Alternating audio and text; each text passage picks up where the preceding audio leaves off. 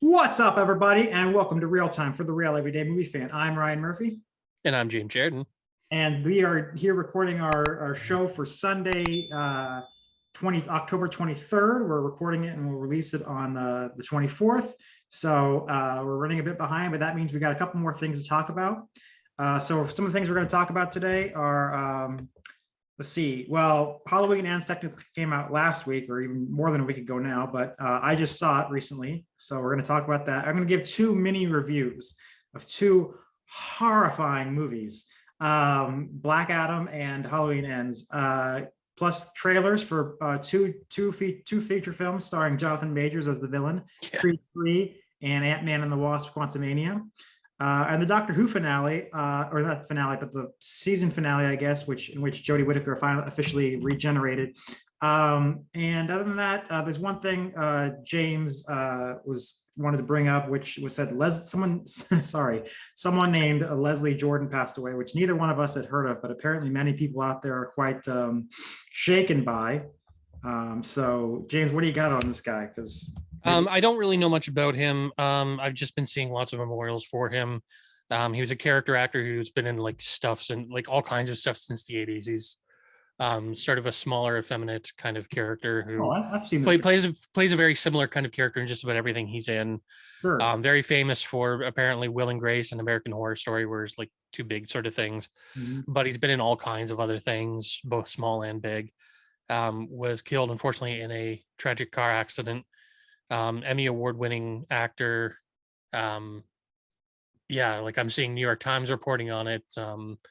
All kinds of places are very a lot of people very upset about this. Mhm. I'm not really familiar with him. Like I'm fairly certain I've seen him in stuff. Yeah, I can't what I've seen him, but I've seen this guy before. Yeah, he's one of those actors who just shows up and stuff. Sure. And because we tend to comment on the passing of people, and this is very fresh, that it's important to kind of pay tribute to these people. Unfortunately, I don't really know much about him, so I don't really have much of a dog in this fight, but it's always tragic, especially when it's he was 67, which isn't super young, but like he didn't die of old age kind of thing. So there's a very tragic component to this, but Mhm. yeah, it's just wanted to mention it quickly. Yep. And other than that, we can move on to my two little mini reviews. I saw a movie on Thursday and a movie on Saturday that are in my Hall of Fame for horrible movies. These movies are both 0 out of 10, big old zero. Now, first one is Halloween Ends, and there's a plot leak online about this movie, so everyone not everyone, but those who chose to view it, and it's rare that I don't look at a plot leak. I just don't give a shit anymore, I guess. But plus Halloween Kills was just garbage. I will say well, let me finish my first thought.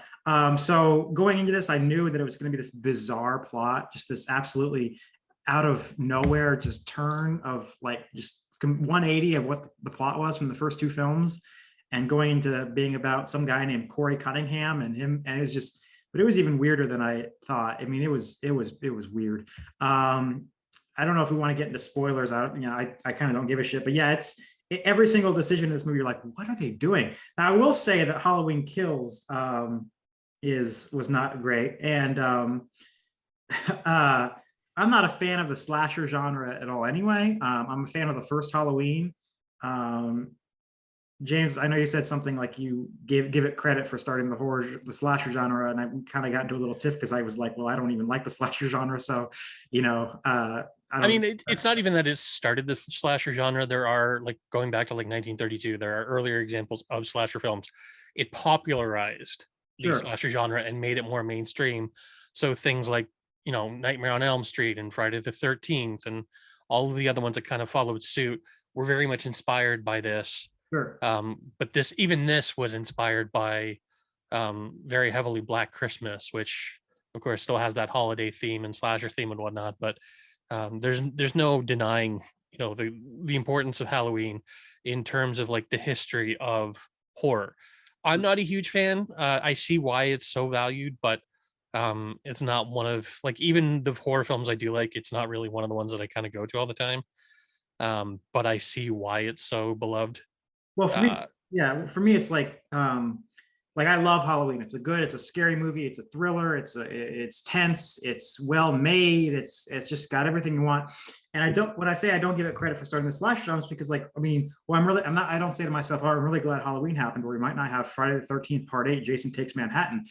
For me, slasher movies are just kind of like, there's nothing scary about, no one has ever argued that Friday the 13th movies are legitimately scary. They're just there for torture porn. They're just there for, oh, the kills are really great. That's always gets me like, people are like, the kills are really great. Like, why do you want to watch people being killed in a creative way? Like, that's never, I don't know. So I've never really taken to that. I do love the first Halloween, and I love the first Friday or Nightmare on Elm Street. I think that's a cinematic masterpiece as well. Um, uh, but Halloween 2018, I will say, its greatest weakness was it just wasted a lot of screen time, just him killing babysitters, trashy slasher film in that way. But the story it told was, I thought, wonderful. Like the first movie is like this guy who's hunting this girl, and he's coming after, and the second movie, because it treated itself like it was the second movie, Yeah. 40 years later, is about now she's after him and he's after her, and it's this collision course. And now they're like, ever since he first set eyes on her and decided to kill her, their two fates were inextricably linked, and it was never going to end until one of them killed the other. I thought that was a fascinating thing, and they could have ended there. But David Gordon Green, who's like this amazing indie filmmaker, apparently, like Roger Ebert always listed his films as like some of the best of the decade. There was a film he made called George Washington, which is apparently spectacular, and he does a lot of like indie films. But he also does like stupid comedies to pay the bills, like Your Highness and The Sitter. And then he turned around and did these films, and he did the first one, which is amazing, and the second one, which first of all undid what I thought was the story he was trying to tell with the first one, which was that their fates are inextricably linked, and Michael's as obsessed with her as she is with him. He says, no, that wasn't the case. He was only coming to her house in that movie because it was the doctor's obsession, not his. I was like, fuck you. But also just degenerated into another trashy slasher film. It was just him killing people. And then he turns into an immortal, which was exactly what he did in all the sequels to Halloween. He just turns into this immortal killing machine. And I thought the 2018 film was walking that back and trying to just go more in the realistic aspect of it. Nope. Then he goes into the same direction that Halloween 4 and 5 and 6 did of the past. Anyway, trashy slasher film, not any good. Get to Halloween Ends, and it just makes all these bizarre decisions. It becomes about this other guy named Corey Cunningham, has this tragedy in his background, and how he's dealing with that. And by the end of, and then by the way, at the end, like a footnote, Michael Myers comes back at the very end and has a fight with Laurie Strode, and it's like, okay, we already saw them fight in Halloween. That was good enough for me. But that's how I think about Halloween Ends. Yeah. And then Yeah, I hadn't heard very good things about this. Most of what I've heard is people sort of perplexed by this sort of subplot that seems to kind of, from my understanding, take over the third film. Yeah. About kind of establishing this new character who's supposed to become like the next Michael Myers kind of thing. Like if we're killing off Michael Myers within this trilogy, this guy, they're setting up for this new guy, and it's like they spend too much time on this new guy kind of thing.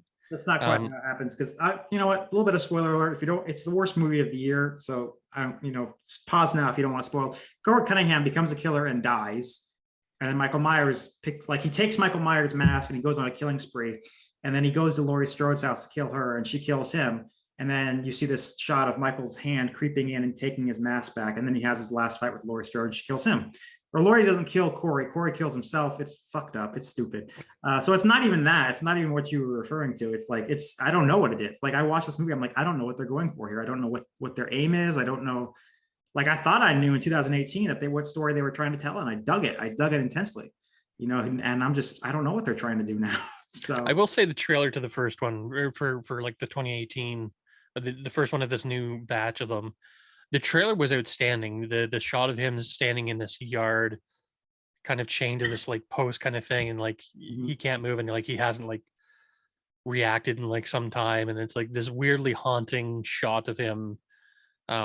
So like that always kind of made me intrigued that they were actually going back, and it looked to me like they were actually doing sort of a faithful job of going back to this series, because unfortunately a lot of these series they go back to and it's garbage. It's just garbage again and again and again. And there is a trend now of obviously like not just sequels of older films, but like sequels of like horror films are quite common. So this one had so many different iterations even at one point making Laurie Strode his sister, and like that's all been retconned, thankfully, and like it was all like weird and fucked up, and it's like I had never really had interest past the first film. Even the second one I found very boring. Yeah. Um, so this one had me intrigued, but even watching the 2018 film, it didn't really do much for me. I think at the end of the day, I'm not a Halloween guy, I guess. So none of this has really meant anything to me, and um, like even the sequels didn't really appeal to me. And then hearing you guys just kind of rip on them, it's like I don't really feel like wasting my time watching them. So I haven't gone back to them, and I don't really have any interest in going back to them. I kind of feel like you should watch this movie just because it's one of those movies that's so bizarrely bad. Like I've never seen a film quite this bizarre. Like it's honestly maybe the most bizarre film I've ever seen. Like it literally picks up from the last film where Michael Myers was just straight up killing people into this Corey Cunningham story, and then Corey Cunningham gets possessed by Michael Myers, like literally out of nowhere, supernatural elements like that. Like Michael looks into his eyes and he looks into Michael's eyes and he becomes a killer. It's really bizarre. Like it's almost like The Room, where you just have to watch it, and like there'll probably be midnight screenings of it in years to come where people just I don't know, it's that bad and it's that bizarrely bad. But You're making me even less and less interested in seeing it. So okay, well, next up is yeah, why don't we move on? Black Adam, which is also Yeah. a really bad film. I also gave this movie 0 out of 10. I almost gave it like a 1 or a half a star, just because it's not as bad as Halloween Ends. So I almost like, if I could give a negative score to Halloween Ends, like, or would you, I would give it that. But there's just not much entertaining here. It just was not entertaining the whole film. It's just woefully unwell made. It's so the story is Black Adam awakens after like 2,500 years, which makes me as a history teacher sort of perplexed. But because I don't know. But it's it's this fictional city of the fictional nation of Kahndaq, which is like Egypt light. And he wakes up and he starts killing the leaders of this tyrannical. They call it Intergang, which is from the comics, but it's the government. It's just the government of Kahndaq, and they're like, well, it's Intergang. Well, it's not a gang. It seems like it's a pretty legitimately recognized government of the country. So I don't know why they're still calling it the gang. I don't know. But he's just destroying the tyrannical leaders. I mean, imagine if some guy came back from the dead and was started chopping up members of Kim Jong-un's, regime. I don't think America would be like, we need to take this guy out. But that's exactly what he's like. We need to take this loose cannon out before he hurts any more people. I'm like, he's just okay. And one of the characters makes a really good point. She's like, we've been dealing with this regime for 30 years and you guys haven't been anywhere. And the second some guy comes and starts killing members of this regime, you have to come into our country. And it's like, yeah, you're making the point why this is not a good movie. But I mean, I can see why a foreign government like the United States would take interest in if somebody just suddenly wiped out, North Korea or Russia or, some other enemy of ours. Well, enemy of like NATO, I'll say, to be non-specific. Seeing a threat that powerful would certainly have me on edge, and I could see why other governments would be on edge as well. That said, I haven't seen this film, so I don't know really much about it. The two things that I've heard is that Dr. Fate is fantastic, but there's almost no character development to any of the characters whatsoever. Yeah. So and it's basically just wall-to-wall fights, which I'm told they're at least good fights, but like there's no story to kind of support them, kind of thing. Yeah, it's really bizarre. It's not as bizarre as Halloween Ends, but it's the JSA gets involved, and of course, this is a great opportunity. Oh, the JSA, like this is awesome. This is one of DC's greatest legacies. Is the JSA? They predate the JLA. They're the comics' first super team. And there's Hawkman. Who's Hawkman? That's what was. I was gonna say I only recognize two of the characters on this JSA team. So I mean, literally, so they have 2 veterans and 2 new guys, which is in keeping with the comics. The 2 veterans are Dr. Fate and Hawkman. Well, great. Who's Hawkman? I mean, especially in the comic books, he's notorious for being so undefined. Like, because there's a Thanagarian version who's an alien. There's a version who's the reincarnation of an ancient Egyptian prince. Maybe that'll have some resonance with. But no, we never find out who he is or anything. Dr. Fate, we never find out. like there anything about how he got his helmet. There's two kids on the team that have very, very nebulous backstories.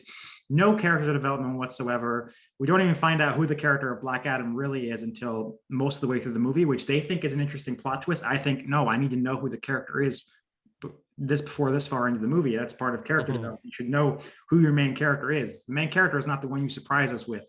But there's and then this movie just reminds me, one of my icons, Roger Ebert, I think of him often. A Man of Steel, ironically, was the first movie that I ever thought, Roger Ebert's never going to see this movie. I'll never get to hear his thoughts. That was almost 10 years ago now. And now I watch movies like this and I know exactly what he would say. I can channel his spirit. He would say, this movie needs a better villain. He always said ad nauseum, every time he reviewed an action movie, action adventure movies, he said, live and die on their villain. No good villain, no good movie. He even criticized, to his detriment, sometimes he was on the wrong side of history. Like he gave a negative review to Die Hard, not because of the villain, but because of other aspects. I was going to say that's one of the best villains in all cinema. Villains, yeah, but it was basically Paul Gleason's character that just ruined that movie for him. He couldn't get over it. Which one's Paul Gleason again? That's the stupid cop. He just went on and on the show, and then is reviewing the paper about the stupid cop and how it ruined the whole movie for him. Paul Gleason from The Breakfast Club. Anyway, he even, so sometimes he's on the wrong side of history. One example where he was on the wrong side of history was his review of Thor. I think he actually literally says, like, you can't make this up. He says, is anyone going to be talking about Loki in 10 years? He did not think Loki was a good enough villain. So this film has an extraordinarily underwhelming villain, and some of the plot threads, the way they get him to be the villain, you could have cut out a half hour of the movie. Like there's a thing, I don't want to I guess we're still not ruining it, whatever, but he has to become the villain. And in order for him to become the villain, he has to do something. And that thing has to take a half hour of screen time. And I'm watching this from like the eye of like a screenwriter, from the eye of someone who analyzes, structure and everything. And I'm like, but why was that thing important? Why couldn't he just become the villain a half hour ago? Why did we have to spend a half hour of screen time for this to happen, for him to be the villain? And then, yeah, I'm not alone in this. People are all over the internet are saying like the villain's lame, the villain is terrible.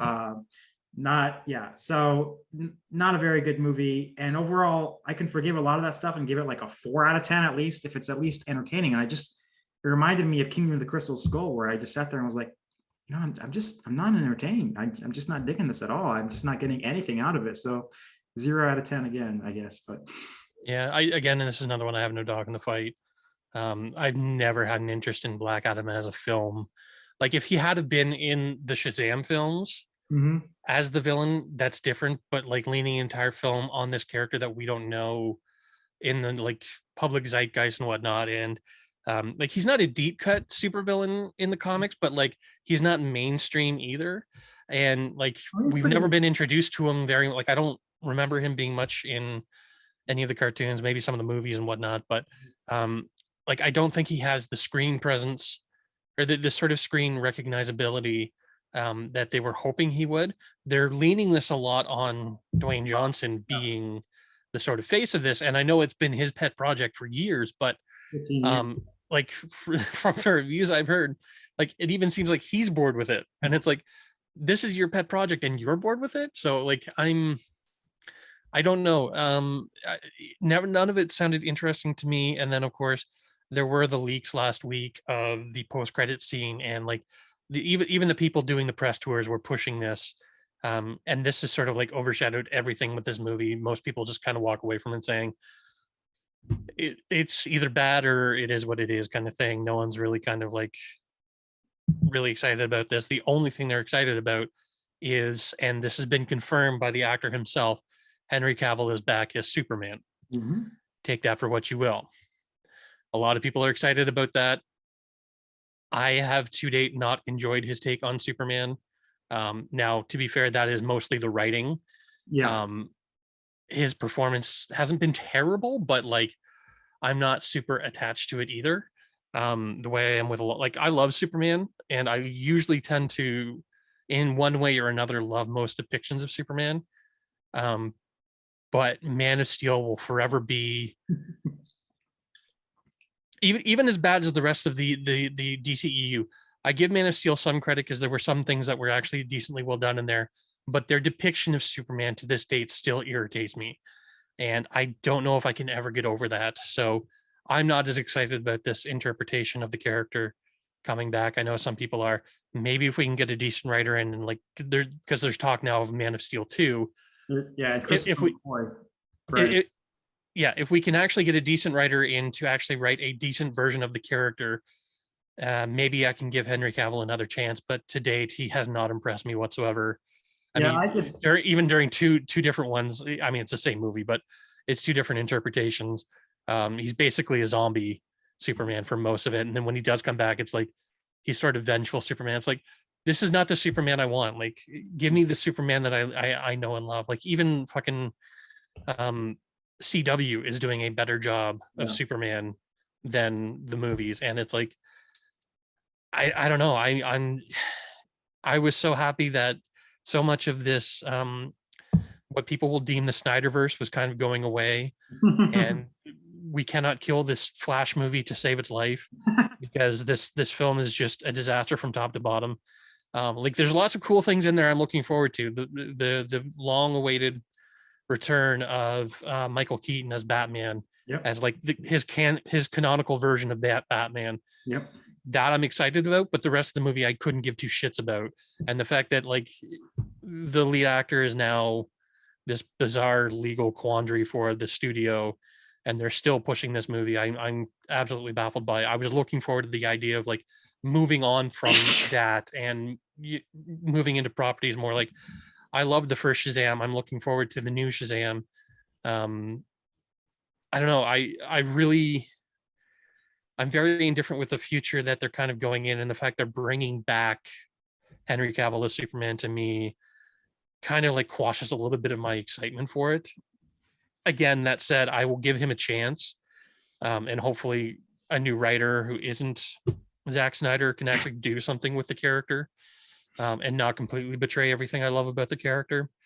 But that's me. A lot of people are excited for it. So This sounds petty as hell, and I know it's petty as hell, and but I cannot get over it. The thing I cannot get over more than anything else is his S symbol. Mainly his whole costume. I think it's too like all thick, rubbery, and gross, and you know, like to give him some nice spandex. You know, I don't. You can take the briefs away. That's fine.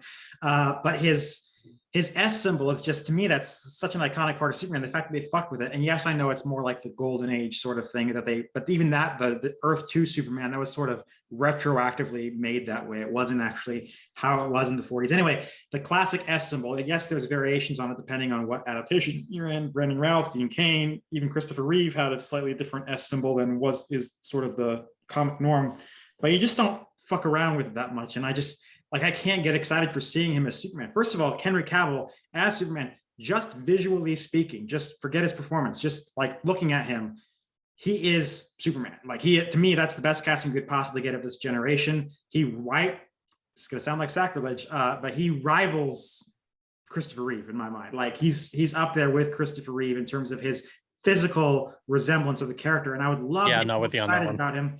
But like that fucking S, I just can't get into. I can't. When I watch the Marvel movies, I see Chris Evans, I see Captain America, that's Cap, motherfucker. I see Tony Stark as Iron Man, that's Iron Man, motherfucker. When I see Henry Cavill as Superman, it's like I'm not feeling that as Superman just because of the S symbol. It's petty as hell. But in this movie, one of the dumb aspects, one of many dumb aspects of the movie, is the kid is like a superhero fanboy, so he has memorabilia in his room of Superman, Batman, and Wonder Woman. And there's actually a fight scene between Black Adam and Hawkman that takes place in his room, in which they just pornographize all this memorabilia to the point of like just like self-promotion ad nauseum. But the really stupid thing is the symbols are the wrong symbols. They're not the symbols that the characters in the actual movies that the universe they're living in have. It has the classic S symbol, and it has the sort of round-winged Batman symbol from the yellow oval days. And it has he has actual Wonder Woman, actual issues from the actual comic book that have her in the Star Spangled Panties, not like what she wears in the movies. And I'm like, that's how bad this movie is. I mean, it's not quite having earthbenders in a prison with a dirt floor stupid, but it's pretty. You keep bringing that up. But it's pretty I've just been thinking about that lately because I was just talking about like what the dumbest things are in movies, like one of the dumbest moments you could ever put in a movie. You'll be happy, I actually included a moment in Daredevil on that list if you click on it. There is, yeah, but anyway, but I thought maybe this means when we finally see Superman at the end of the movie, they'll have adjusted his S symbol or something. And he shows up and I'm like, no, still the same shitty Zack Snyder S symbol. But there you go. That's. I mean, I doubt they're going to remake the suit just for one scene kind of thing, or remake the like CG model that they're using for his costume. But like, yeah, I mean, in terms of the symbol, I don't really have a dog in the fight. I've liked so many different versions of the symbol. To me, it's like the Batman symbol where like there are different ones I like for different reasons, and I'm not really super bothered when they change it that much. The Superman one a little bit more because there is an iconic version I do like, but I'm not bothered when it's like altered a little bit. And I don't even mind the rest of the suit. To me, it's the characterization that I dislike. Specifically, certain aspects of his origin and like the fact the original director didn't believe that a human being could be what's the word I'm looking for? Altruist. Yeah, he doesn't believe in altruism, and it's like I don't understand how you're directing Superman when you don't believe altruism is a thing. And it's like anyway, that's a different rant. I've already done my Snyder bashing. I'm not excited for this return so much, simply because I need something new from him. I don't want to see the same old. And like he's had 3 cracks at this, and they've all been abysmal. I know Josh will stand up for Man of Steel, but not so much the other ones. But yeah, boy, was I not happy. There's so many Snyder fans out there that they won the Oscars contest. Oh wait, those were bots. Okay. So anyway, I think the DCEU was just damaged good at this point. It's been fucked up beyond repair, and they need to just reboot. And that's why the Batman made me so excited, was because they were actually doing something new and not connected to all of that stuff. And it's like I know you didn't like it as much, but they're expanding that world out, and I like a more detective aspect of Batman. Like it wasn't perfect in terms of like what I want from Batman, but it was more closer to what I love about that character than anything we'd gotten prior to that. So I was excited that, like, to me, that meant they were going in a new direction with things. And like, of course, Shazam's going to keep going, but like, one, not all of these films need to be connected. You're not going to compete with Marvel as much as you want to try. Marvel's already like too deep into the woods on that, and like have become ubiquitous with the whole like connected universe. But DC also does really well with individual stories that aren't connected to each other necessarily. Like some of their biggest stories are just individual standalone stories that aren't I mean, they're in the canon of the like weekly stuff, but it's like you don't require having seen the weekly stuff to be able to enjoy stuff like The Dark Knight Returns or The Killing Joke or Red Sun or All-Star Superman or like just any of the like big name adventures that they've kind of gone on. Watchmen, which I know has become part of the canon, but like these are all I thought did a good job. They do very well with these standalone adventures. They're doing incredibly well with their animated films standalone, and it's like just let the films be their own thing. They don't have to be connected. You can make reference to each other, but it's like you've tried 2 or 3 times now and it's not worked. I don't know. So I would love to see by themselves. I would love to see like a Batman and Superman with the bright colors and the proper S symbol, and Henry Cavill, and interacting with Green Lantern, Hal Jordan, and the Barry Allen, and with an actor who actually looks like Barry Allen. Yeah. And I would love to see all that. But I just don't. I think we should count our blessings with Marvel and yeah. But anyway, before we get into the trailers, let's do that last. But the Doctor Who season. Yeah. Do we want to do spoiler? Do we want to just go ahead and say spoilers on this, because the actual important piece of this is a spoiler. Spoilers. But here's the thing. I'll preface this with this: I have not watched Doctor Who since Matt Smith regenerated into Peter Capaldi. So that's about where I stepped off to. Even though I was excited for what's her name, Kate? Jodie Whittaker. Yeah, Jodie Whittaker. I was very excited for her to come in, but from everything I've heard about the writing during that time period, I like haven't been incentivized to go back, and like I'd have to rewatch Yeah. Well, I'm going everything to to now. kind of I'm catch going up to again. actually rewatch Matt Smith and then catch up on Peter Capaldi and Jodie Whittaker just for the Yeah. sake of catching up, because with the characters that I love are coming back, i.e. the 10th Doctor and Donna Noble. So I'm gonna have to. They if like that's their goal when they do shit like this. Yeah. The goal is to get Oh, that's people to watch 100% and what they're doing. fucking working. So for anyone who isn't So, aware, last night was the finale for Jodie Whittaker's take on the character, and she transforms, as they do at the end of every incarnation, into the next incarnation.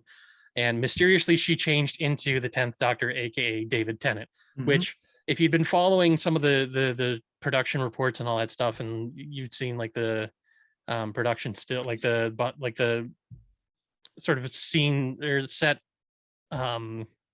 leaks and all that stuff, we knew that David Tennant was coming back. My question was always whether or not it was actually going to be a new-ish incarnation, or if it was just going to be a flashback to an adventure that we just hadn't witnessed before during Right. his tenure. That's what they do. They've done that for 50 years. They've always brought back previous doctors and said like, and had them cross over with the current doctor and say, well, this was something that happened in his time that they never remember. If they meet their future selves when the adventure's over, they don't remember, to justify when they never remembering this happened. So anyway, they did But that. they broke with that with the was it the 50th anniversary?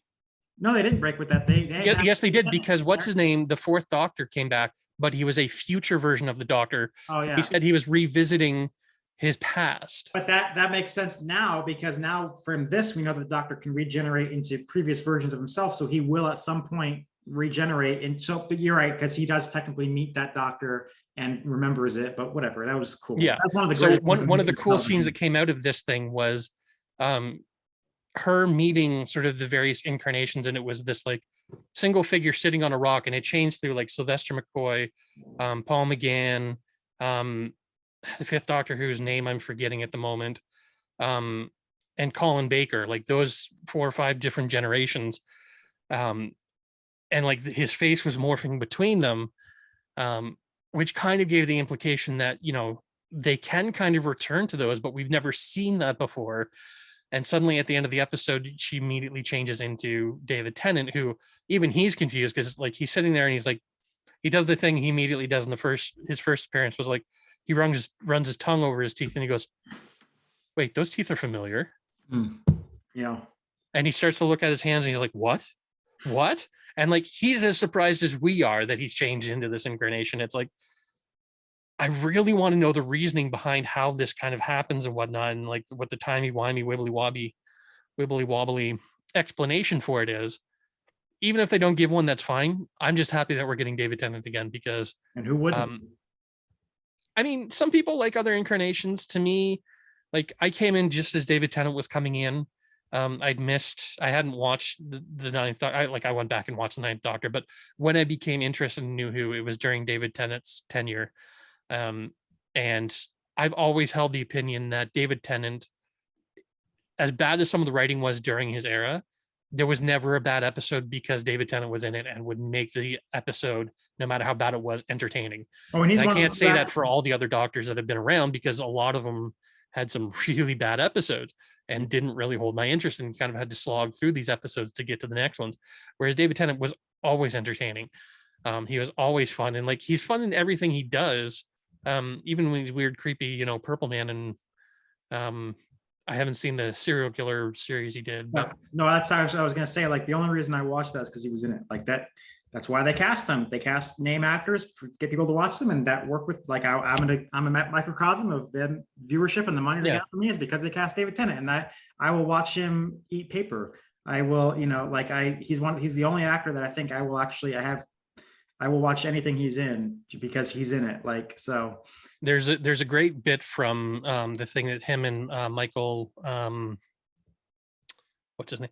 They did a series over Michael Sheen did a series over COVID, where they're sort of talking over like a situation like this, where they're in like Skype or some other program or something, and they're talking back and forth, and Michael Sheen's talking about how he was in like 5 of the Twilight films or something. And David Tennant turns around and goes, "Well, I was Doctor Who," and he says, "Not anymore." And they immediately cut to this clip of him as Doctor Who again, going, "What? What?" It's like, gotcha. Yeah.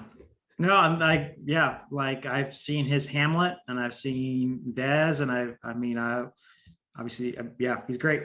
He's brilliant. I'm excited. I'm very excited for this, which is saying something because I have not been interested in Doctor Who for Yeah, a exactly. very long time. Even the Matt Smith stuff kind of lost me towards the end, and it's like I only stuck with it because I wanted to see where they were going with the character.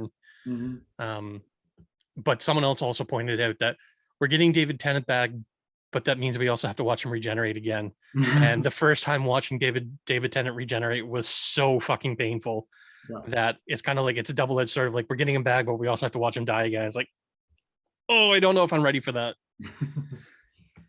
But also, we have 2 trailers that came out in the past couple weeks. Both films starring Jonathan Majors as the villain.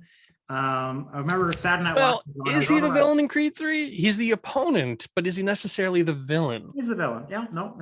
Okay. I mean that. Yeah, no, yeah, it is. I know what you're trying to say, but no, he is. Okay. I was over at my folks' place one weekend, and Saturday Night Live was on, and Jonathan Majors was hosting, and my dad goes, "Who's that?" And I'm like, "You'll find out very soon." He's about to become the biggest damn name on the planet. Yeah. But yeah, Creed 3 I was really interested in because I didn't know what the hell the plot was going to be. You know, you have to have some fighter fights an opponent. Okay, well, boxers do that every day. There has to be something interesting in it. And with the first Rocky, was like the underdog, blah, blah, blah. Second Rocky was the underdog's rematch, blah, blah, blah. Probably the least, I don't know, least great story out of all of them because it is just kind of repetitious of the first. It's the same movie over again. Rocky 3 is, you know, he has to get the eye of the tiger back. Rocky 4 is again kind of the same thing, but the idea is they just show how powerful is he? Well, he kills the last guy, so that's how powerful he is. So he has got to beat the plus it's East versus West. Rocky 5, we won't talk about that. Rocky 6 is, well, now he's old. I was going to say, hang on to Rocky 5 for a moment. But Rocky 6 is like, well, now he's old. So those are sort of the 5 plot lines that are reasons why there's a movie being able to be made about, you know, other than just a fighter. Those are the 5 obstacles that he has, you know, whatever. So we get into Creed, and it's just basically kind of a repetition of Rocky 1. Great repetition, don't get me wrong, I fucking love it. And a little bit of Rocky 3 where it's like the other guy's training you now, and yeah, but it's because it was Apollo training Rocky in 3, but then now it's, you know, but it's an underdog story. It's a story about someone coming up and fighting the world heavyweight champion. Great. Creed 2, I thought was really interesting because it combined the plots of Rocky 2, 3, and 4. He literally comes back and wins the championship, the entire plot of Rocky 2 within the first 5 minutes. Gets on top of the world. Say what? He's on top of the world. On top of the world, and then he doesn't get married. He gets engaged and has a baby with the girl, just like in Rocky 2. He gets knocked.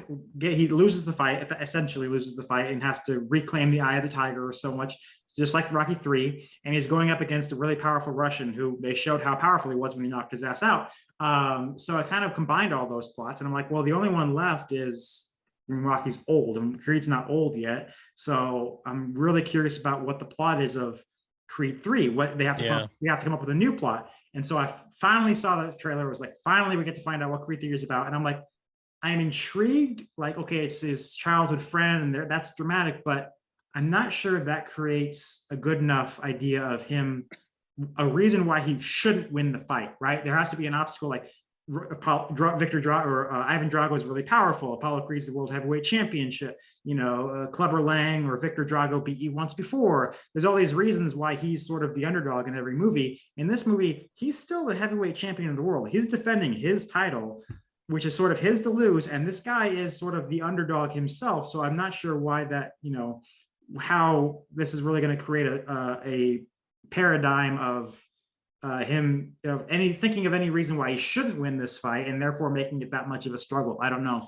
But go ahead. See, I was looking forward to it because when I saw the trailer, I'm like, oh, cool. They're finally doing sort of a unique story for the first time in this sort of franchise where it's like, it's not a rehash of something that they've already done in the previous Rocky films, like a remake or whatnot. It's its own standalone story. But then someone pointed out that it's almost kind of Rocky 5 because he is training the enemy that he has to fight at the end.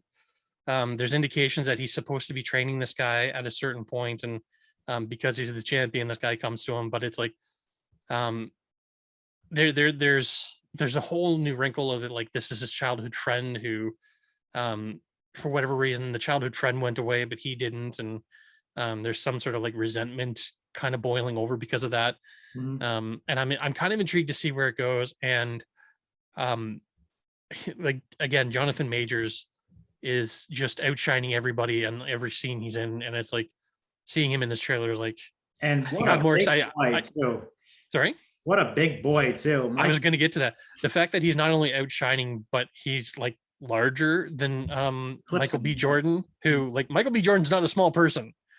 He's pretty stacked himself, but Jesus, the like chest and shoulders on this guy, it's like I don't know if this is Rocky training or if this is Marvel training, and he's like getting that jacked for Kang because of course we saw Rocky 3 before we saw the Quantumanium trailer, Mhm. but like just on Jonathan Majors alone, I don't even care if like the Creed side of the story is any good. I'm just engaged in what he's doing. It's like I'm excited for that story.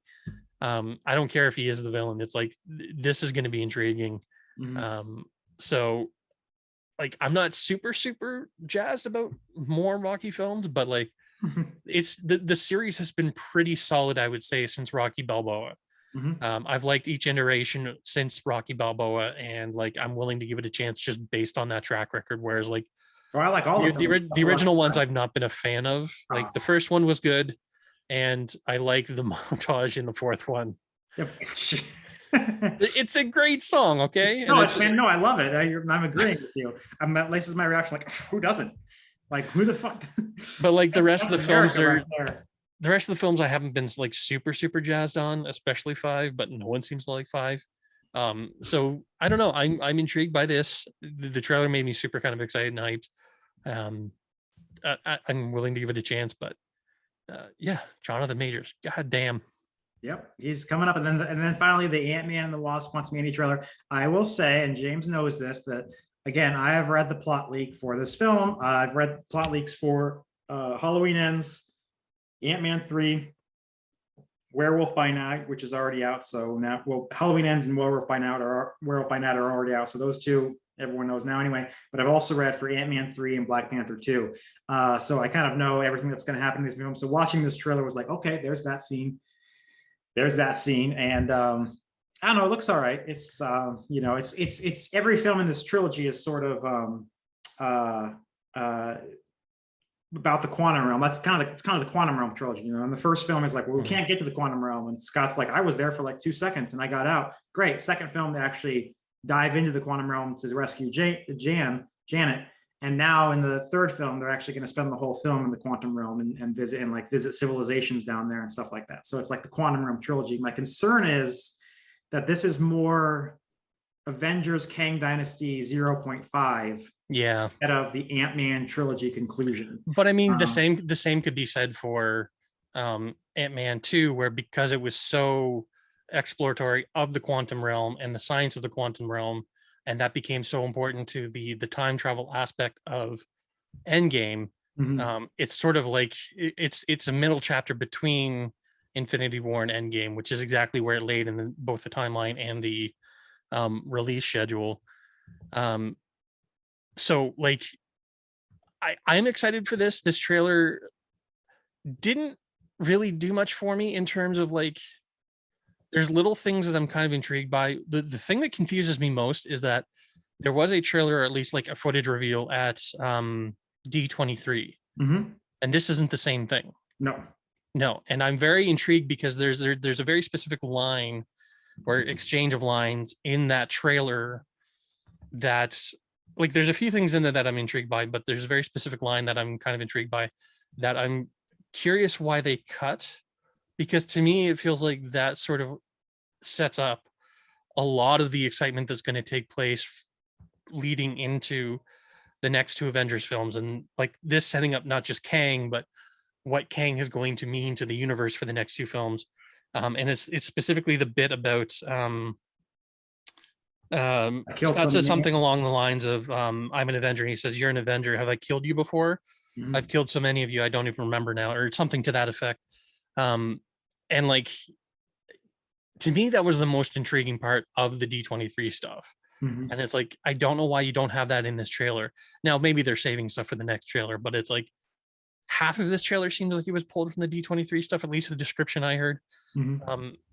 The beginning was different because the D23 one has like the book tour, because Scott's released a book, like a memoirs of his life and whatnot.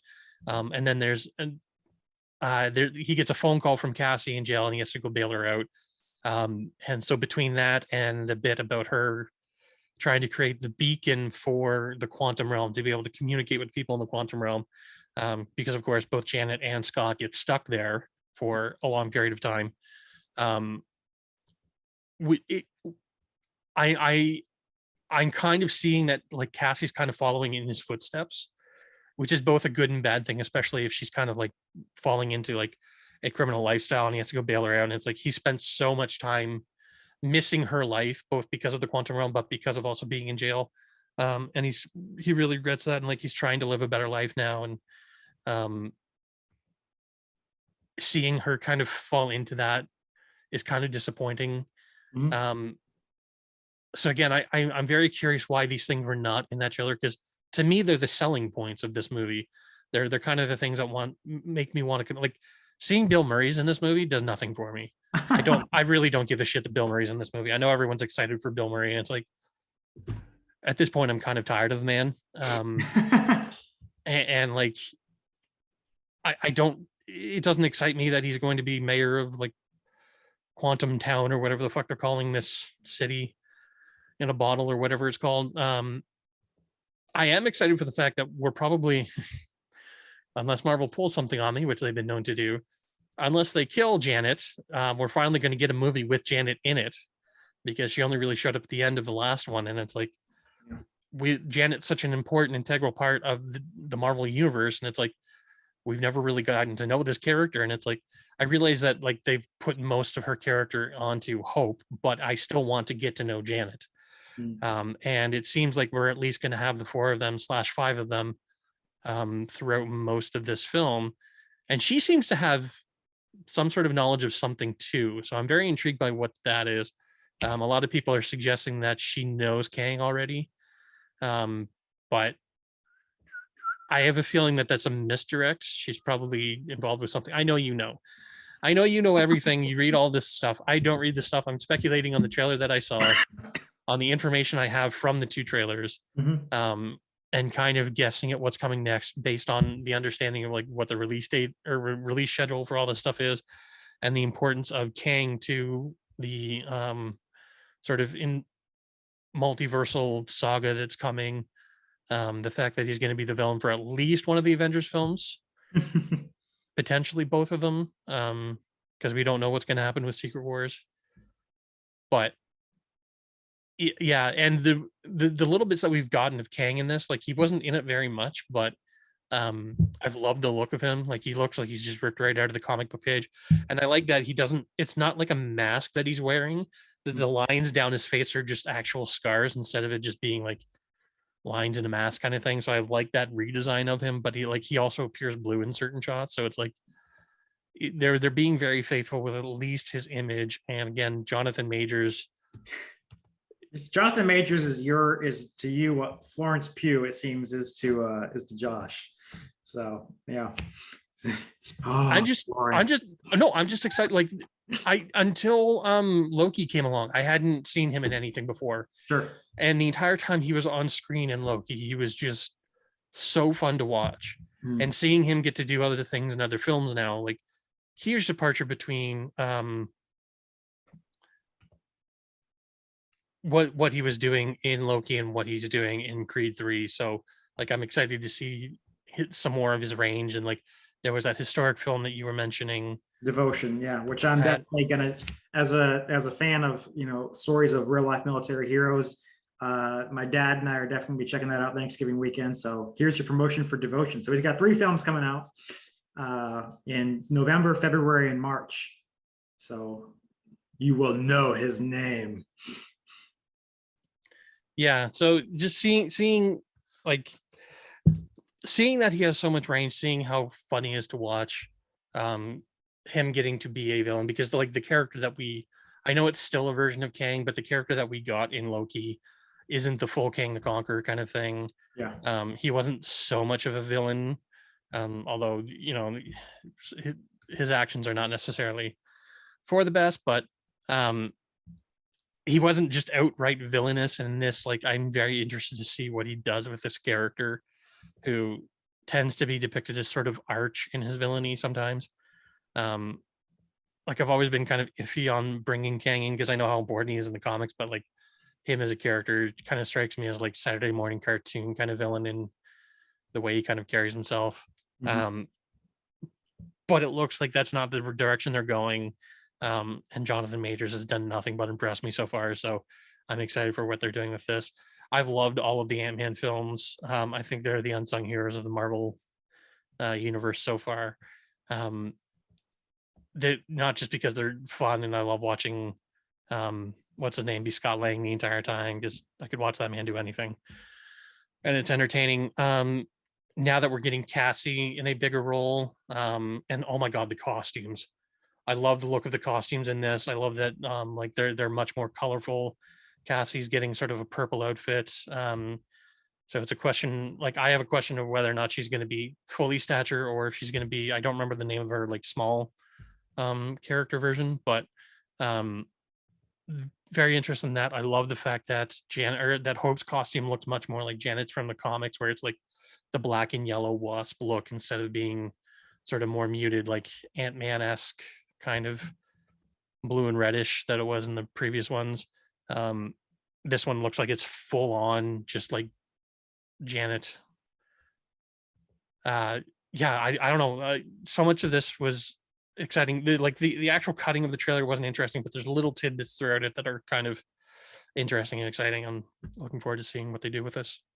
And because it's apparently going to be so, significant within the story of what they're doing next, because like that's been the complaint about phase 4 so far, is that like most of it's felt sort of inconsequential. Mhm. And a lot of it's felt very sort of dull and uninteresting.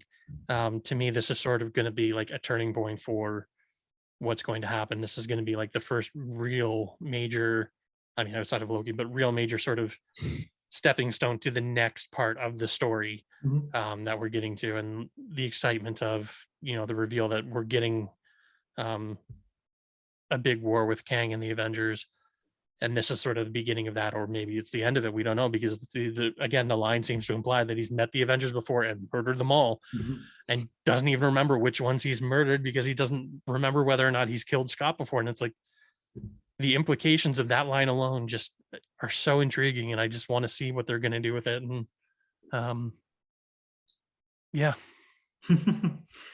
Well, I think if that's it, we talked about Creed and Halloween and Black Adam and Superman and Leslie Jordan and Doctor Who and Ant-Man and the whole shebang. So I think that'll do us for today, folks. What did you think of all the news? Let us know what your thoughts below. And until next time, I'm Ryan Murphy. And I'm James Sheridan. And thank you for keeping it real with Real Time. There you go. Good night.